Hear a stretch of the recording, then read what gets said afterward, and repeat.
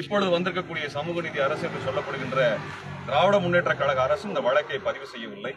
இந்த வழக்கை பதிவு செய்ய வேண்டும் என்று இந்த படகு மோதலில் உயிரிழந்த மலைச்சாமி அவர்களுடைய குடும்பத்திலிருந்து மாவட்ட ஆட்சியாளரை கேட்டிருக்கிறார்கள். ராமநாதபுரத்தினுடைய மாவட்ட ஆட்சியாளர் இந்த வழக்கு பதிவு செய்வதை பற்றி பரிசீலிக்கிறோம் என்றுதான் சொல்லியிருக்கிறார். அதற்கான எந்த முயற்சியும் இதுவரை எடுக்கவில்லை. 4 நாட்கள் ஆகிவிட்டது. இதுவரை வழக்கு பதிவு செய்வதற்கான எந்த முயற்சியும் ஆட்சியாளர் வாயிலாகவோ அல்லது காவல்துறையினுடைய மாவட்ட தலைவர் வாயிலாகவோ நடக்கவில்லை.